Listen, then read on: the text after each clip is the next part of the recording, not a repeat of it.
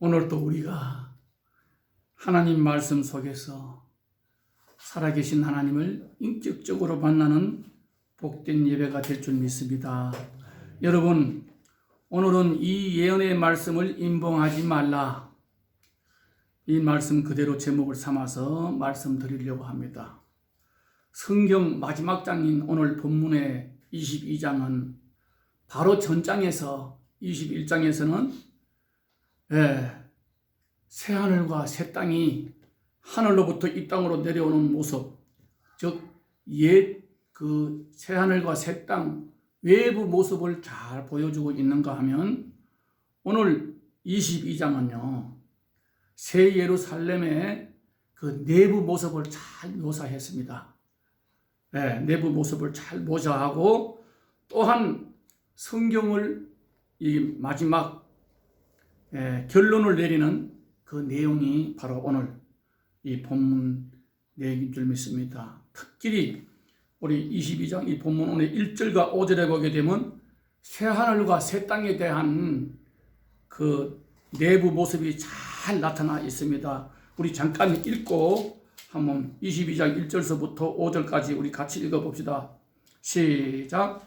또 그가 수정같이 맑은 생명수의 강을 내게 보이니 하나님과 및 어린 양의 보좌로부터 나와서 길 가운데로 흐르더라.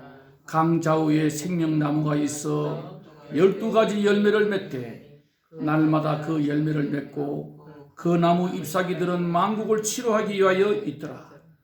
다시 저주가 없으며 하나님과 그 어린 양의 보좌가 그 가운데 있으니 그 종들이 그를 섬기며 그의 얼굴을 볼 터이요 그의 이름도 그들의 이마에 있으리라.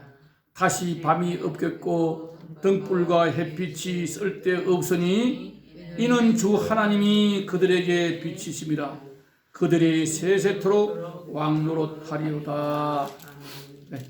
이렇게 새하늘과 우리가 나중에 가야 할 새하늘과 새 땅 내부 모습이 잘 나타나 있습니다.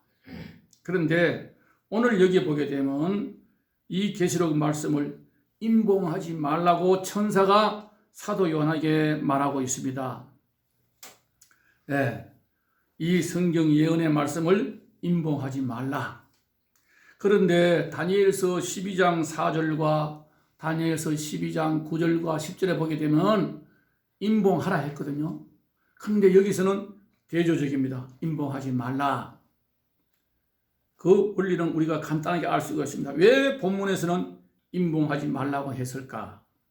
첫째, 때가 주님이 심판주로 오실 예수님이 재림 때가 가까웠기 때문에 임봉하지 말라고 말씀하는 줄 믿습니다. 7절과 오늘 본문 7절과 12절에서 내가 속히 오리라고 반복하면서 강조하고 있습니다. 먼 훗날 이루어질 것이 아니라 속히 성취될 일이기 때문에 사람들이 읽고 듣고 깨달아서 멸망하지 않게 하시기 위해 천사는 오늘 본문에서 사도 요한에게 이 말씀을 책을 임봉하지 말라고 합니다. 여러분, 오늘날 이 시기가 돌아가는 걸 보십시오. 처처의 지진이 일어나고 홍수가 갑작스레 일어나서 몇몇 명씩 한꺼번에 사람이 죽어가고, 그저 나라에서 서로 한 나라에서 내전이 일어나고 또 나라끼리 전쟁이 붙고 사람이 식어지고 가족이 망가지고 인플레이션이 돼가지고 100% 1년에 물가가 100% 120%서 올라간다고 막 적을 보면 나오지요. 이것을 보면서 우리가 뭐를 깨닫습니까? 주님이 정말로 약속한 말씀대로 오실 때가 가까이 왔구나. 깨닫기를 바랍니다. 우리 마태복음 24장 3절에서 14절까지 우리 한번 읽어봅시다. 신약성경 41조 마태복음 24장 3절.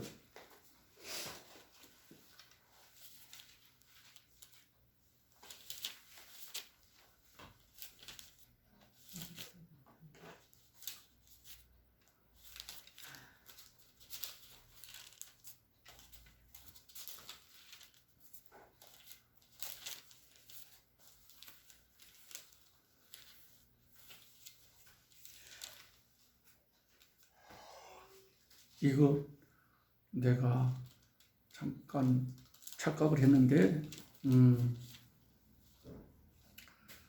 자, 41절, 41페이지 보면 24장 7절, 아니 3절부터 한번 읽어봅시다. 마태복음 24장 못 찾았어요? 다 찾았지요? 3절부터 우리 13절까지 14절까지네요. 14절까지 우리 천천히 읽읍시다. 시작. 예수께서 감람산 위에 앉으셨을 때에 제자들이 조용히 와서 이르되 우리에게 이르소서 어느 때에 이런 일이 있겠사오며 또 주의 임하심과 세상 끝에는 무슨 징조가 있으리까? 예수께서 대답하여 이르시되 너희가 사람의 미혹을 받지 않도록 주의하라. 많은 사람이 내 이름으로 와서 이르되 나는 그리스도라 하여 많은 사람을 미혹하리라. 난리와 난리 소문을 듣겠으나 너희는 삼가 두려워하지 말라. 이런 일이 있어야 하되 아직 끝은 아니니라.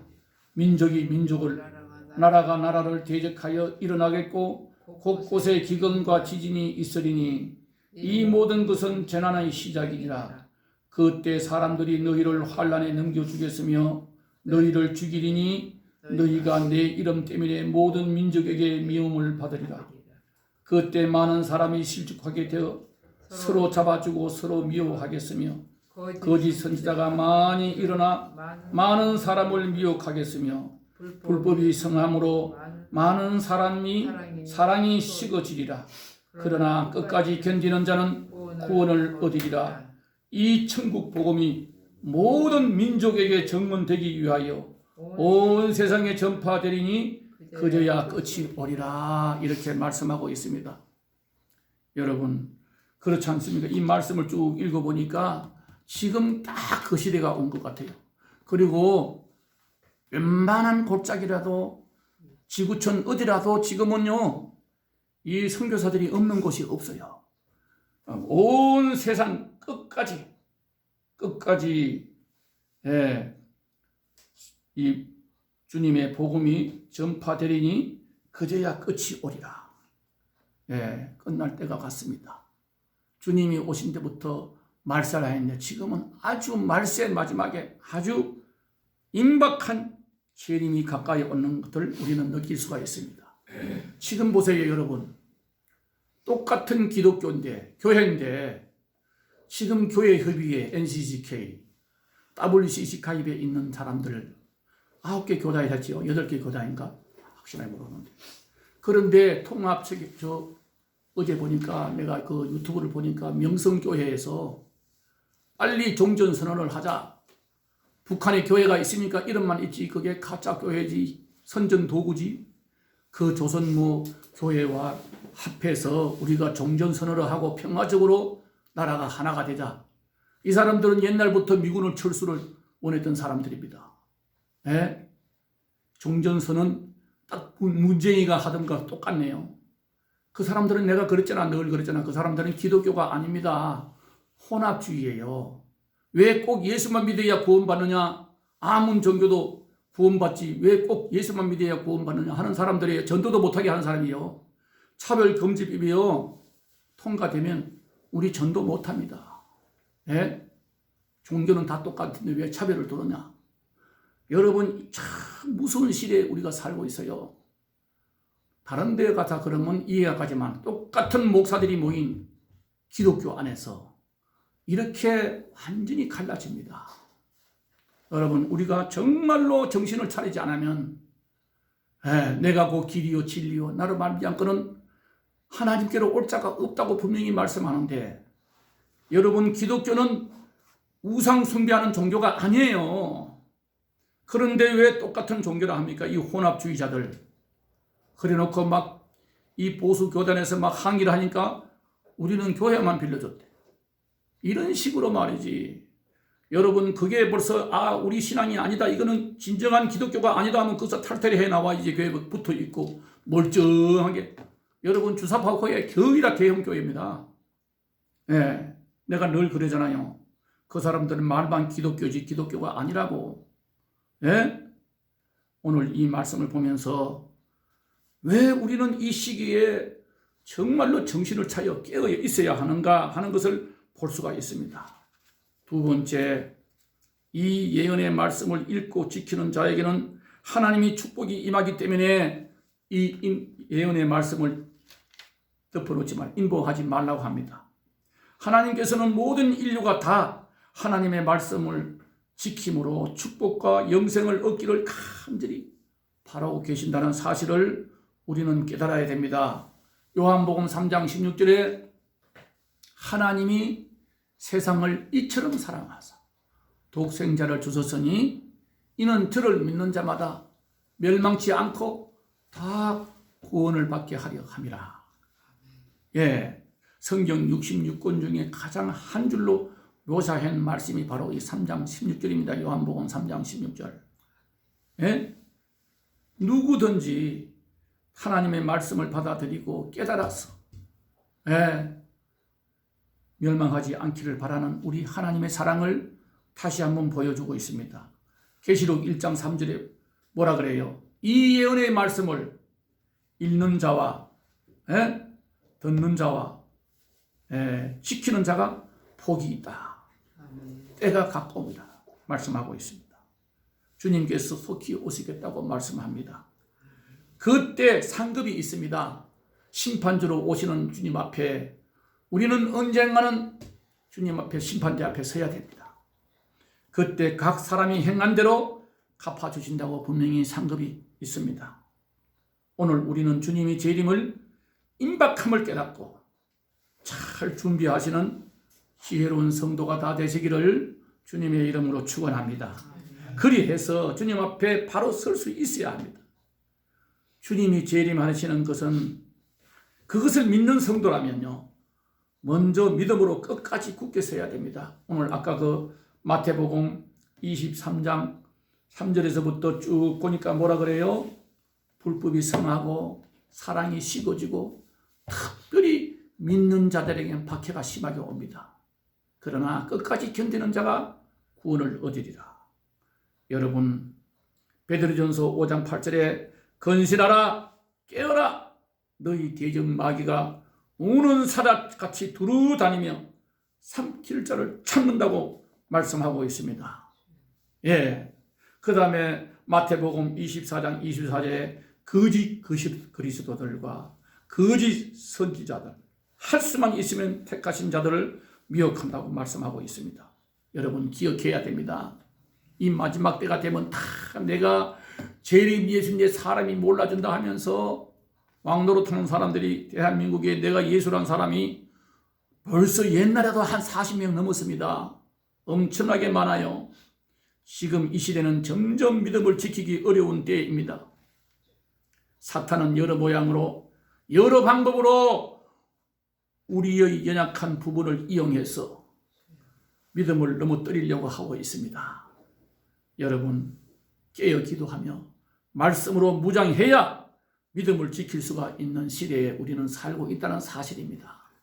네, 여러분 이 마지막 때 환난이나 고통이 닥치면요, 핍박이 오면서 믿음 없는 사람은요 그냥 사탄의 세력 앞에 무릎을 꿇어버려요. 그래서 주님이 분명히 말씀하고 있습니다. 인자가 다시 올 때 세상에서 믿음을 보겠느냐 탄식하시던 그 말씀을 여러분 기억하시고 내가 과연 오늘 지구의 종말이 오고 주님이 재림하신 날이 오신다면 나는 어떤 상태일까 날마다 자기를 돌아보시기를 바랍니다. 기도와 말씀으로 충만해서 깨어있는 자는 어떤 환난, 고통, 유혹이 와도 승리하게 될 줄 믿습니다. 디모데후서 4장 7절과 8절에 나는 선한 싸움을 다 싸우고 나의 달려갈 길을 마치고 믿음을 지켰으니 이제 후로는 나를 위하여 의의 면류관이 예비되었으므로 주 곧 의로우신 재판장이 그날에 내게 주실 것이며 내게만 아니라 왜요? 주의 나타나심을 사모하는 모든 자에게도 오니라 이렇게 말씀하고 있습니다.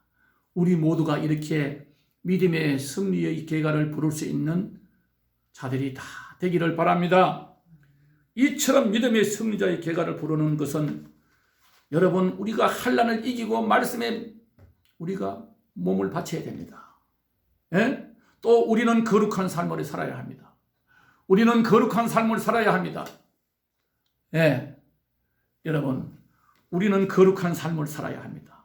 하나님께서는 이 하나님이 되려고 너희를 애굽 땅에서 인도해 내었다고 말씀하고 있습니다. 레위기 11장 45절에 너희 하나님이 되려고 너희를 애굽 땅에서 인도해 내었다고 말씀하고 있습니다. 여러분 세상 가운데 지금 80억이 넘는 인구가 살고 있는 이 지구촌에서 우리는 그 가운데서 하나님의 자녀로 선택받았음을 감사해야 됩니다. 에? 내가 오고 싶어서 여기 와 있는 거 아니에요. 하나님의 선택받은 복된 여러분, 오늘 또 이 말씀을 들으면서 정말로 감사와 영광을 돌리는 삶이 되시기를 바랍니다. 하나님을 따르는 우리들은 우리를 보고 거룩하다고 말씀합니다. 왜? 십자가에서 우리의 더러운 죄값을 다 주님이 치러 주시기 때문에 믿음으로 살기 때문에 우리를 죄 없는 자로 여겨주시는 겁니다. 우리는 예수 그리스도의 흘리신 그 보혈로 죄 용서함을 받았고 죄 없는 자처럼 의롭다함을 입은 하나님의 자녀인 줄 믿으시기 바랍니다. 우리는 영원한 하늘나라를 상속받을 자들입니다. 그렇기 때문에 우리는 모든 사람 앞에서 거룩한 삶을 살아야 합니다. 거룩한 삶을 살아야 됩니다. 예? 그래서 신랑 되신 예수님 앞에서 신부로 어젓하게 부끄럼 없이 설 수 있어야 합니다. 여러분 교회를 신부라 그러고 교회 주인 되시는 예수님을 우리 신랑이라고 그럽니다. 그거 왜 그랬을까요? 신랑과 신부는 한 몸입니다. 한 몸. 부부지간은 한 몸이요. 그러니까 주님과 우리는 하나예요. 그래서 우리를 신부 되신 교회고 우리 신랑 되신 예수님이 이 땅에 오실 때 우리가 부끄럼 없이 그 앞에 설 수 있는 자가 되어야 된다는 사실입니다. 계시록 21장 7절에서 이기는 자는 이것들을 상속으로 받으리라고 말씀합니다. 새하늘과 새 땅, 네. 상속받을 자들이 바로 세상 유혹과 죄짓는 일을 피하고 세상과 구별되게 살아서 거룩한 삶을 살았을 때 우리는 새하늘과 새 땅을 상속을 받을 수가 있는 겁니다. 계시록 21장 8절에 두려워하는 자, 예? 우상 숭배하는 자, 거짓말하면서 상습적으로 거짓말을 지어내는 자, 예? 믿지 않는 자들은 불과 유황으로 타는 불못에 던져질 것이라고 분명히 말씀하고 있습니다. 어떤 사람은 여러분, 어떤 사람은요 예수 안 믿으면 안 됩니다. 천국과 지옥이 분명히 있습니다. 이렇게 당신아 혼자 믿어. 무슨 죽으면 끝이지. 이렇게 말하는 사람도 있어요. 여러분 가장 어리석고 불쌍한 사람이 누군 줄 아세요? 교회 옆에 살면서 하나님이 없다고 하면서 예수 안 믿고 지옥 가는 사람들이에요. 예? 여러분 우리가 그것을 알아야 됩니다. 불과 유황 타는 불못에 영원히 던져진다는 사실 우리는 깨닫고 많은 사람들에게 이 복된 소식을 전해줘야 됩니다. 세 번째로 우리는 맡겨진 일에 최선을 다해야 합니다. 하나님의 자녀답게 하나님이 맡긴 사명 감당해야 됩니다.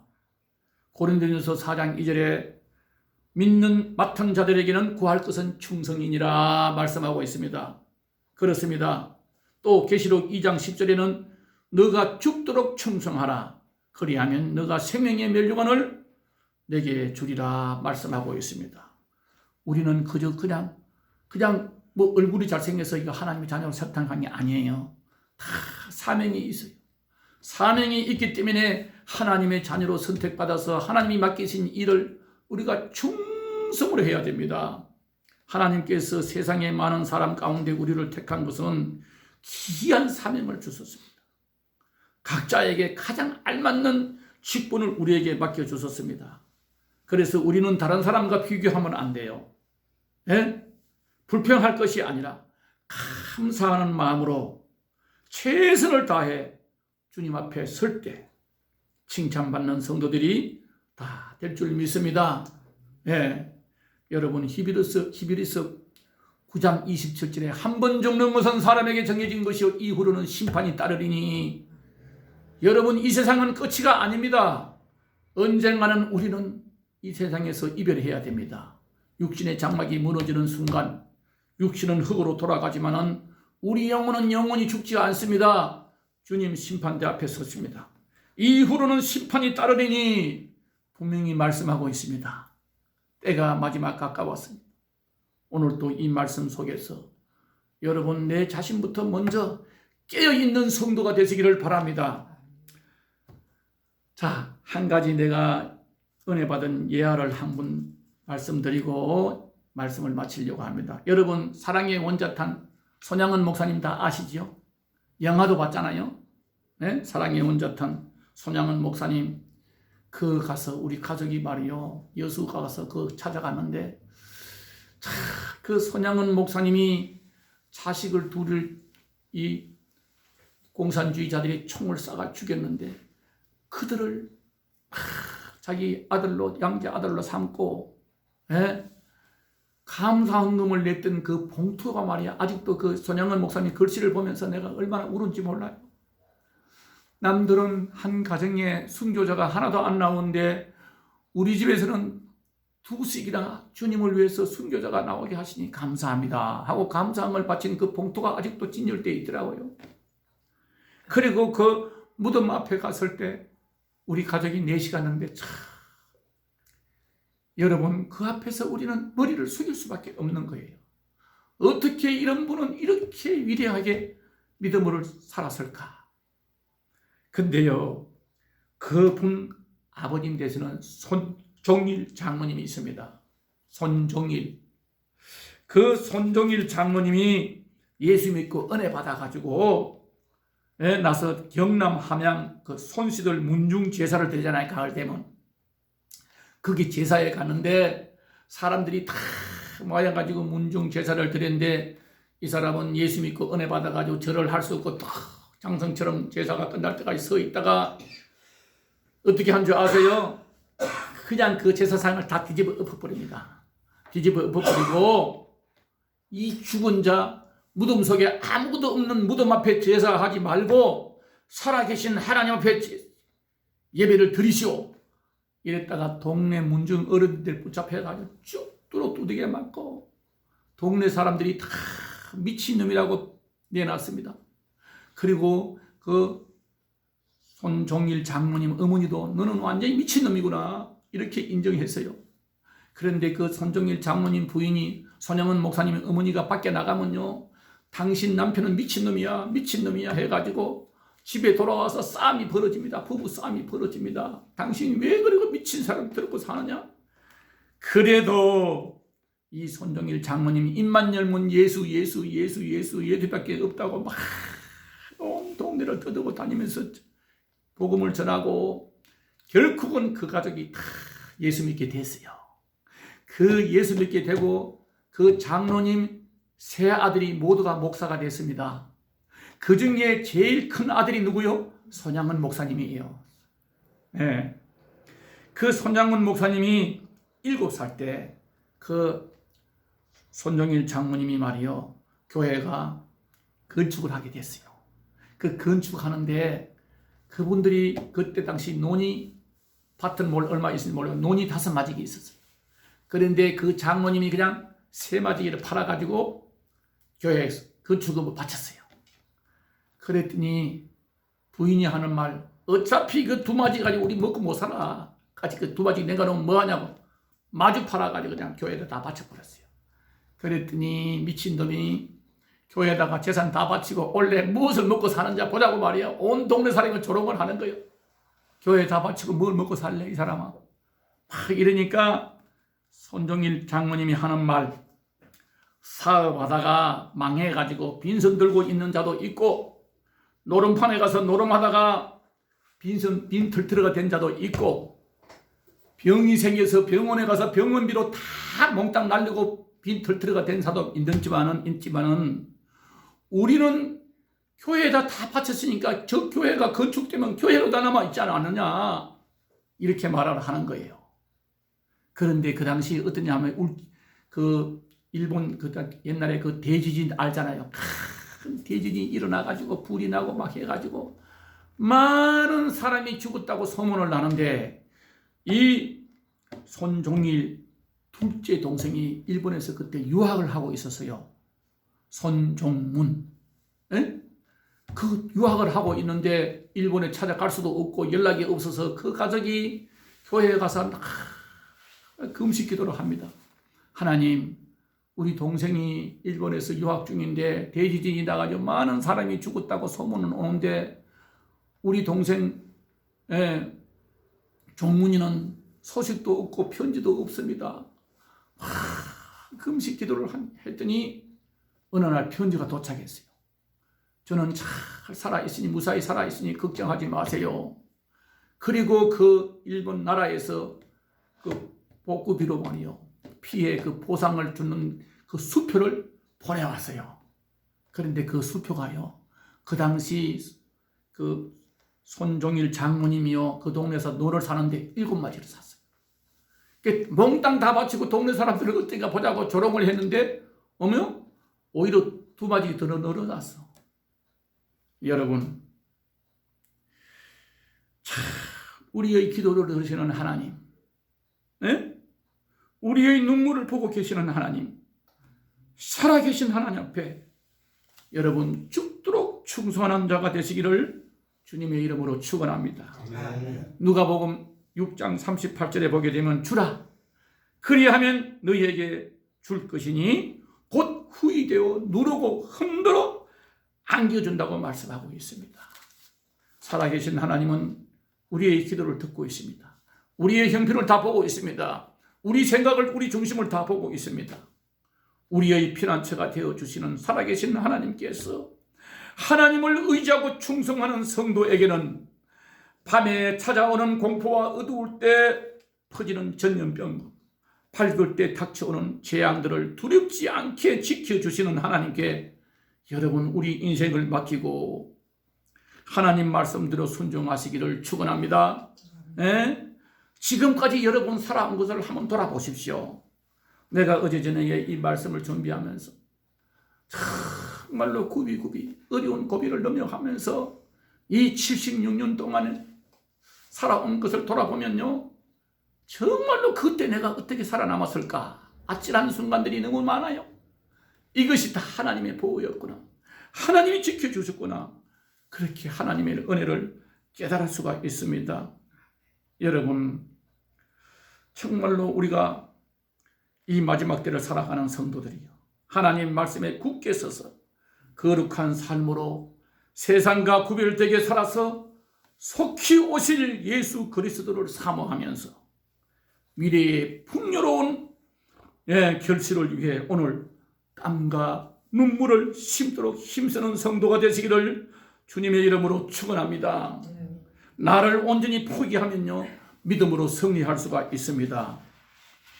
언젠가 주님 앞에 서는 날, 잘했다, 착하고 충성된 종이라고 심판주로 오시는 주님께 칭찬받는 우리 모두가 되시기를 바랍니다. 아멘. 목숨이 두렵고 자기 것이 좀 손해보는 것 두려운 사람은요, 믿음으로 승리할 수가 없습니다. 할렐루야.